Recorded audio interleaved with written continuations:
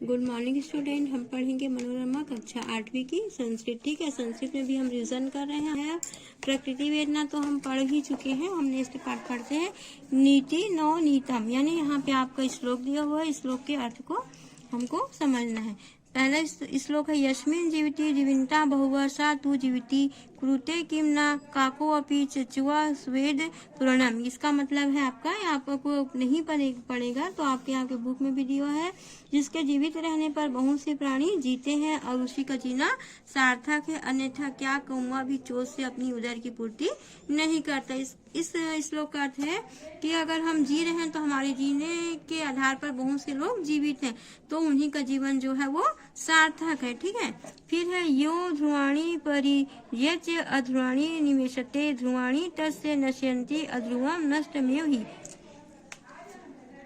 इसका अनुवाद है आपका, जो निश्चित वस्तु को छोड़कर अनिश्चित वस्तु को अपनाता है उसकी निश्चितता वस्तु भी नष्ट हो जाती है, अनिश्चित तो स्वयं ही नाशवान होता है। इसका मतलब है कि हाँ, जो वस्तु निश्चित, जो चीज हमें चाहिए उसको हम छोड़कर क्या करते हैं, जो चीज हमें नहीं चाहिए उसको उस ओर जाने लगते हैं।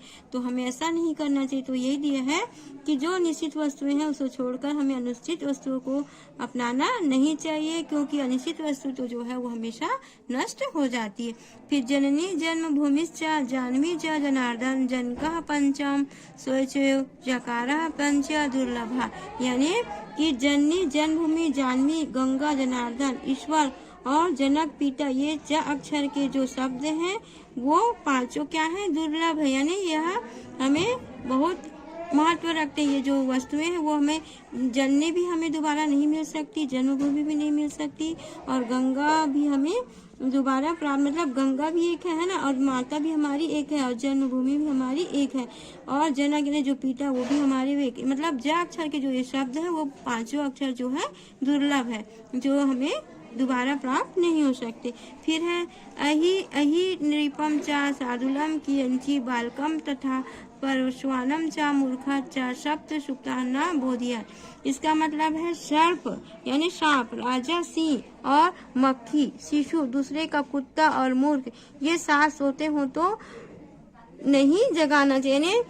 सर्प सोया है तो आप उसको कभी क्या करते, कहीं सर्प पड़ा हो उस पर पत्थर मार देते, तो अगर उस पर हम पत्थर मारेंगे तो वो हमें काटने को दौड़ेगा ना।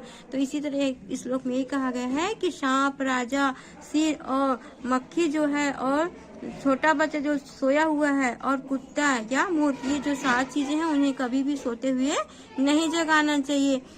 5वां है विद्यार्थी सेवका पंथा क्षुधार्थो मह्य काटारः भंडारी प्रतिहारी च सप्त सुप्तान प्रबोधयत्। इसका मतलब है कि विद्यार्थी, सेवक, राहगीर, भूखा व्यक्ति, डरा हुआ भंडारी और द्वारपाल, ये 7 सोते हो तो इन्हें जगा देना चाहिए।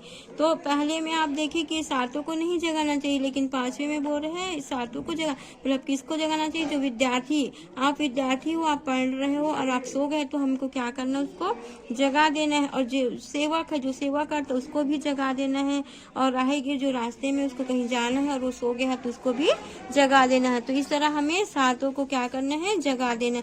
6वां है कामम क्रोधम तथा लोभम स्वादम श्रृंगार कौतुके अति निद्राम अति सेवाम च विद्यार्थी हस्त वर्जते, यानी काम, क्रोध, लोभ, स्वाद, श्रृंगार, खेल, अनिद्रा और अति आनंद, ये आदतें जो है विद्या के क्या है, शत्रु है, अतः विद्यार्थियों को इन्हें छोड़ देना चाहिए। यानी आपको क्रोध भी नहीं करना है, लोभ भी नहीं करना है, स्वाद भी नहीं करना है, और श्रृंगार भी। और ये सब अगर आप करोगे तो आपके पास समय नहीं बचेगा पढ़ने के लिए। तो इसलिए कहा गया है कि विद्यार्थियों को ये सब चीज को छोड़ देना चाहिए, और अधिक उन्हें सोना भी नहीं चाहिए। ठीक है, फिर वरम प्राणियों त्यागो मानन भंगेन जीवता, प्राण त्यागे क्षणम दुखम मानम भंगे दीने दिन।